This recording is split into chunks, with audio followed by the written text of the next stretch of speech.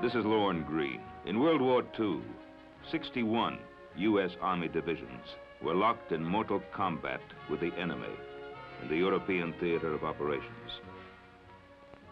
This film is about one of those divisions, the 10th Armored.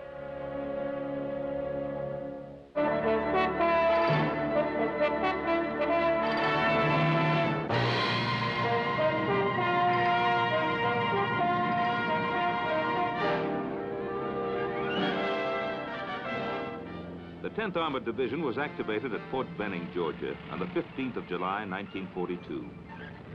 From the very beginning, it was known as a hot outfit. Its nickname, Tiger Division. The commanding general of the 10th, Major General Paul W. Newgarden, was a superb leader. Carry out orders, march, maneuver, and shoot were his bywords. No man had more pride in his troops, and no general was more revered by his men. I'm John Drew Devereaux. I was a company commander in the 10th Armored Division during World War II.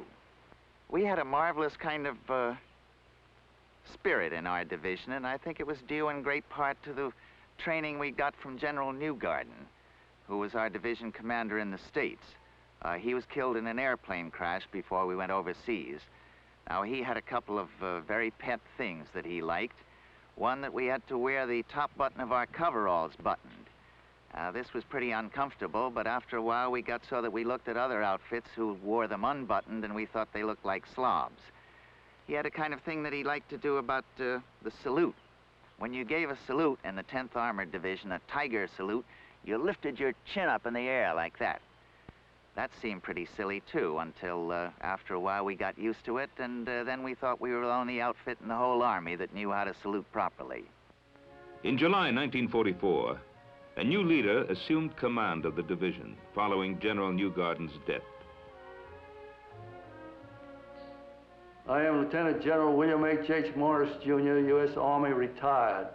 I was commanding general of the 10th Armored Division in Europe during World War II. The division sailed from New York on September 14, 1944. The long period of training was over. The men were prepared for anything, but their wildest imagination could not conjure up what destiny held in store for them. 2 days later, on the 16th of September, Hitler, meeting with his most trusted generals, made a momentous decision, a decision which would alter the course of the war. Operation Christ Rose, the Ardennes Offensive, a campaign in which the Tigers of the 10th would cover themselves with glory and make military history. The division arrived in battle-torn Cherbourg on the 22nd of September and was immediately assigned to General Walton Walker's 20th Corps, which was under control of General George S. Patton's 3rd Army. General Patton came to visit our division and talk to the officers and non-commissioned officers, as he did with all the divisions that were assigned to his army. General Patton covered very effectively the combat lessons learned during the war at the squad, section, and platoon level. I'm Colonel Thomas Chamberlain. During World War II, I commanded the 11th Tank Battalion of the 10th Armored Division. I can remember vividly the first days of combat, the first orders we received. Colonel Roberts called us into a small churchyard in the town of Chalon-sur-Marne. His first words were that the reason he called us into this particular churchyard in this particular town were that this was the place that he had received his first orders to go into combat during World War I, and he wanted to use this particular spot to start us off.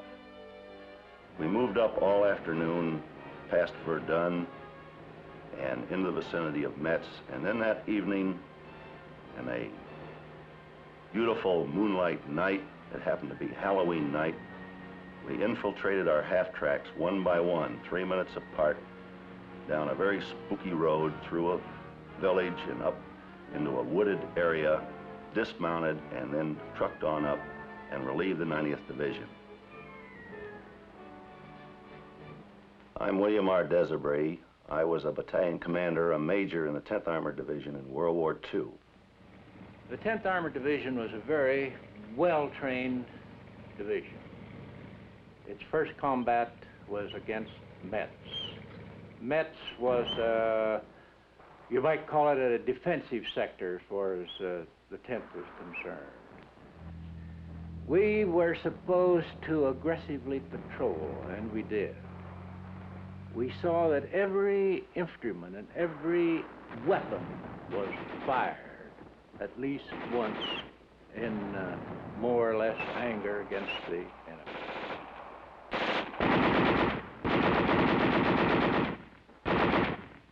I'm William Lynn Roberts, Brigadier General, U.S. Army retired. I was Combat Command Commander of CCB 10th Armored Division in World War II. I'm Colonel Curtis L. Hankins. I was a battalion commander of the 61st Armored Infantry Battalion in the 10th Armored Division. My first encounter with enemy fire was during the defensive operation west of Metz. It was here that we learned to sense artillery fire, that is, determine the difference between outgoing, which was friendly fire, and incoming, which was German fire. If you could determine with some degree of accuracy where the enemy rounds were going to land, this would save a lot of wear and tear on your knees and elbows, and you'd try to take cover every time the rounds would come over.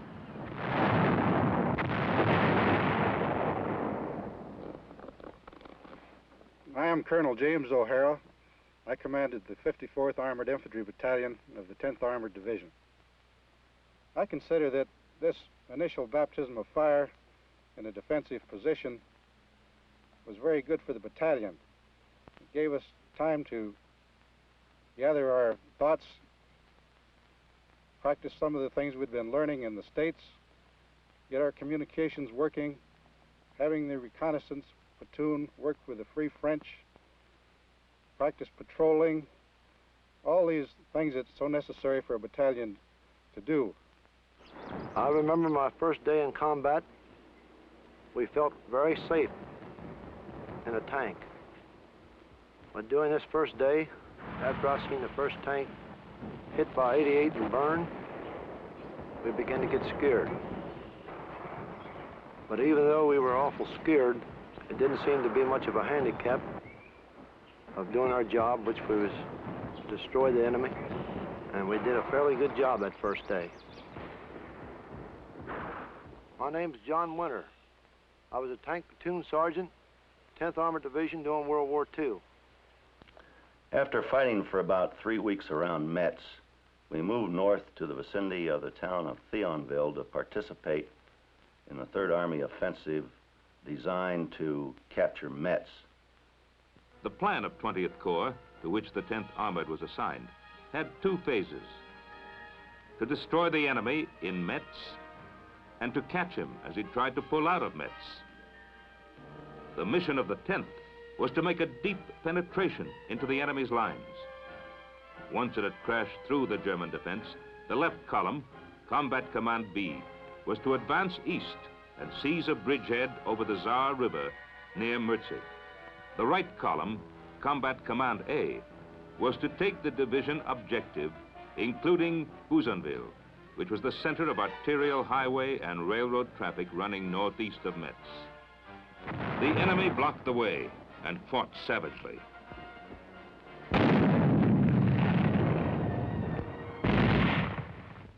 But the Tigers clawed their way through the German defense.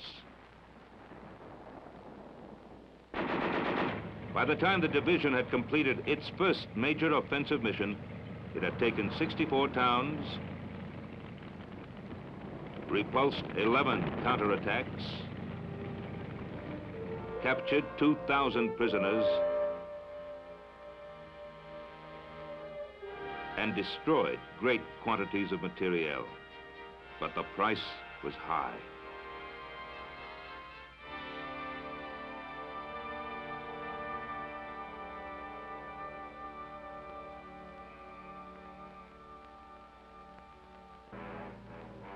On December 7th, Hitler approved the final draft of Operation Christ Rose, now renamed Watch on the Rhine. Hitler's plan of attack was to break through on the Ardennes with 3 armies. The 6th Panzer Army, led by the butcher from Bavaria, Sepp Dietrich. The 5th Panzer Army, led by Baron Hasse von Manteuffel. And the 7th Army, led by General Brandenberger. They would cross the Meuse River on the 2nd day between Liège and Namur, bypass Brussels, and reach the great port of Antwerp on the 7th day. This operation, Hitler believed, would destroy more than 30 American and British divisions. He believed it would be the beginning of the end for the Allies. Within the next week, thousands upon thousands of troops and thousands upon thousands of tons of materiel were transported secretly from assembly areas to terminals just behind the front lines.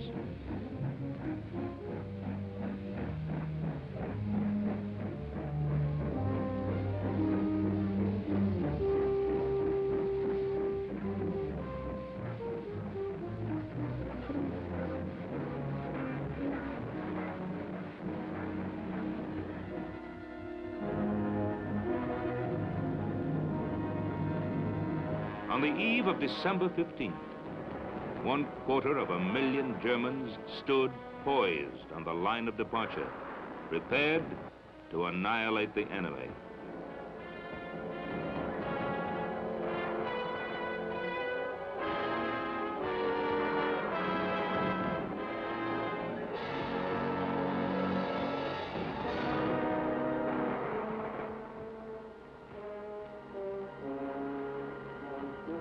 At 5:30 a.m.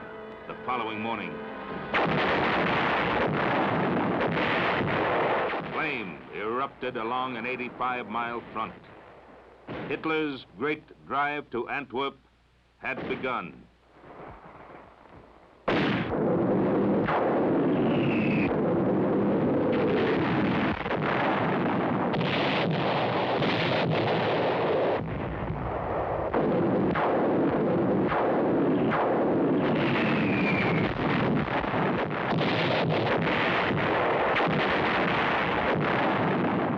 On December the 16th, 1944, about 6 p.m., I received a telephone call from General Walker of the 20th Corps, informing me that I was going to be transferred with the entire division to the 1st Army and be placed under the 8th Corps, that there had been an attack by the Germans in the vicinity of Luxembourg.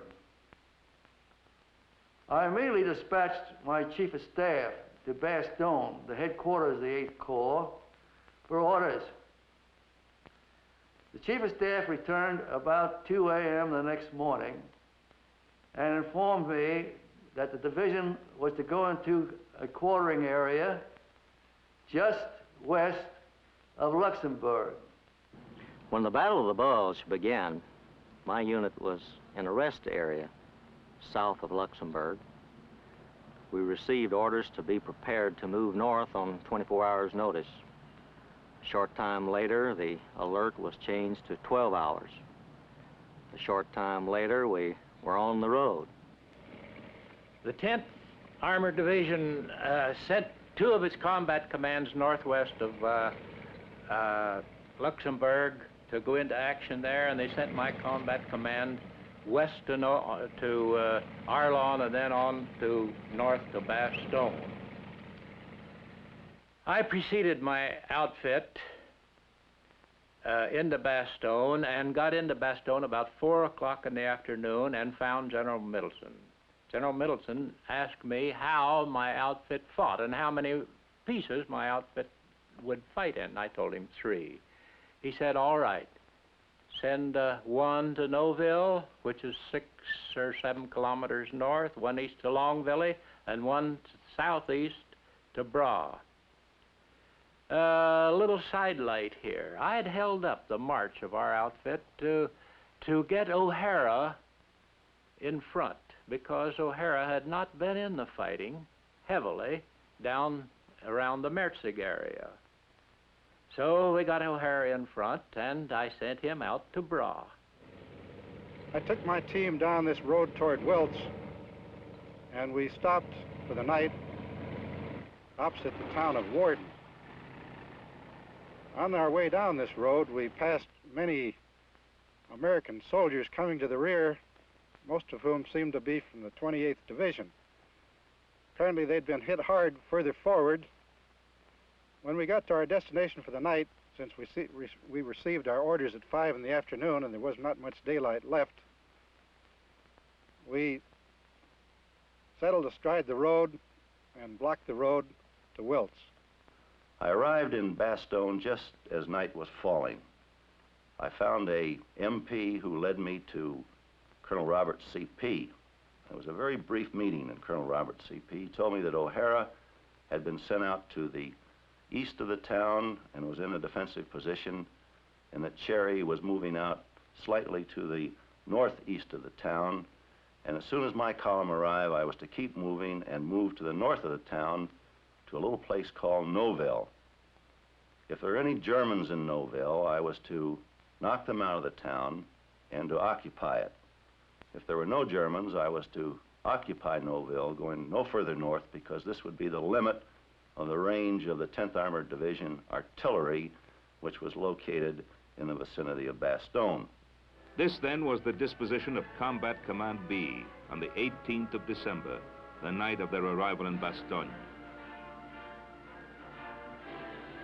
Team des Aubry was at Noville. Team Cherry at Longvilly.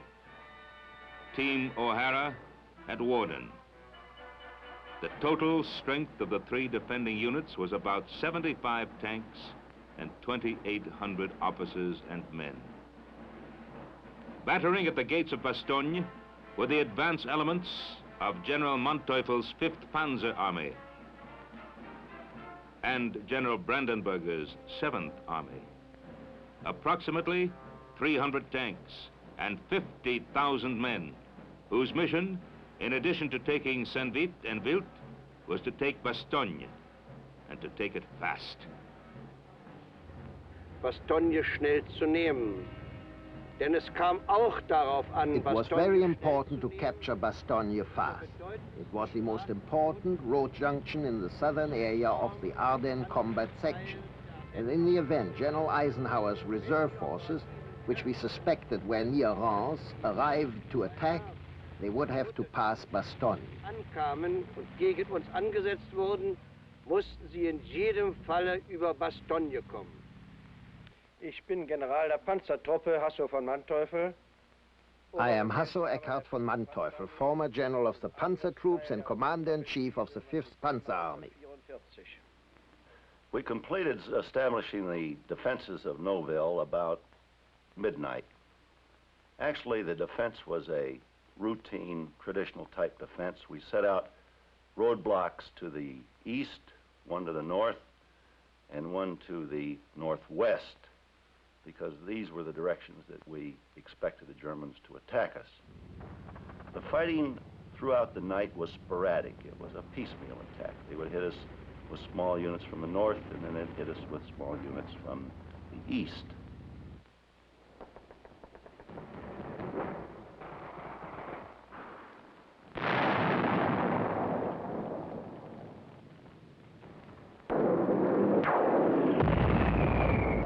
Cherry, who's not here, went out to Longvilly, came back at midnight, and found me asleep. He asked that he be allowed to sit on a road out east of Magaret, short of Longvilly, because he had found a combat command CCR of the 9th Armored Division in position. 10 or 12 tanks, a colonel, and some artillery. I gave him permission to stay where he was. Cherry never got back to his command.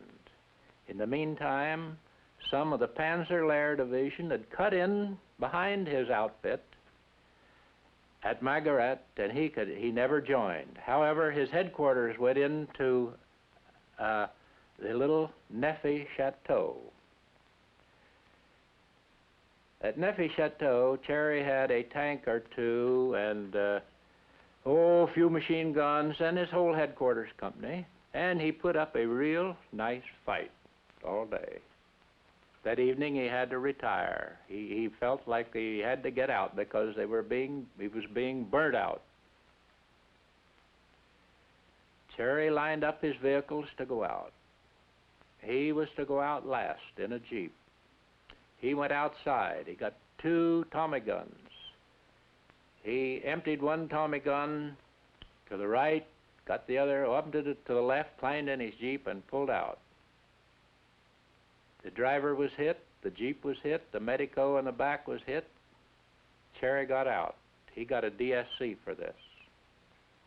My battalion spent the night on the high ground south of Warden, and all night long we saw no German troops or heard nothing of them. However, we did have one straggler come to the rear who told us they were east of us in the Wiltz area. About 10 o'clock in the morning, they came down from the Wiltz Road and shot up the artillery observer's tank and 1 or 2 other tanks. We fought on all morning long and part of the afternoon, staying in the same position there, keeping the Germans at bay. At first, the defense of Bastogne rested with 3 units of the 10th Armored Division. Task Force de Sobry in the northeast, Task Force Cherry in the east, and Task Force O'Hara in the southeast. I am General Anthony McAuliffe, United States Army retired. I was at Bastogne with the 101st Airborne Division in mid-December 1944. The 101st Airborne Division was at a place called Camp Mourmelon, near the city of Reims in France. We were recuperating from the Holland Airborne operation, where we had suffered about 30% casualties, and we were absorbing our replacements and going through a training program. General Taylor had been recalled to Washington, and I was the acting commander of the division. I believe it was on December 18th that we received a telephone call from the Chief of Staff of the 18th Airborne Corps saying that the division should be prepared to move the following day to the north to the town of Verbemont. We had known that the Germans had attacked, but we didn't know the extent of the attack or the conditions to the north. But we made all preparations to get away the following day, and the first thing in the morning I preceded the division to the north in a sedan with my aide-de-camp and my operations officer. As I drove north, I reached a crossroad just a couple of miles west of the town of Bastogne. I knew that 8th Corps headquarters was located in that town, so I decided to drive over to that Corps headquarters and try to learn something more about the situation. It was fortunate that I did so, because I learned from the Corps commander, General Middleton, that the orders for the 101st Airborne Division had been changed, and that the division would come to Bastogne rather than to go to Verbemont. I also met there Colonel Roberts, who was the commander of Combat Command B of the 10th Armored Division, who were already on the scene and already in the fighting. Desbury was attacked about 5 or 6 times that first day. He will describe. During the morning of that first day, one battalion under Colonel Praed of the 101st Airborne joined him. As soon as Colonel Praed joined, they decided to attack. Apparently at the same time, the Germans decided to attack. At 1400 hours, the paratroopers and our tanks and our armored infantry launched the attack. At 1400 hours, the German forces launched an all-out attack on Noville. So we had the situation of the Germans and the American units attacking one another simultaneously from points about 700 yards distant.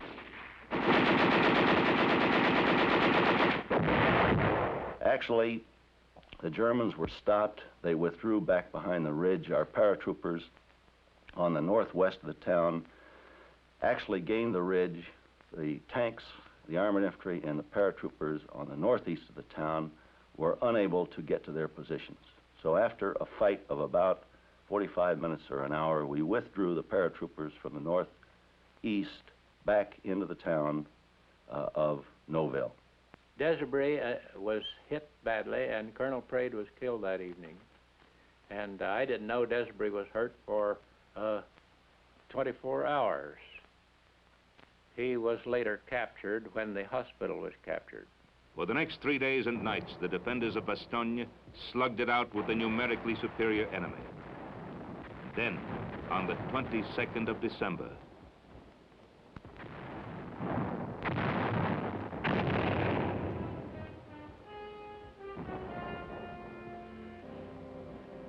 when the besieged city was finally encircled, the commanding general of the 47th Panzer Corps sent the following surrender ultimatum.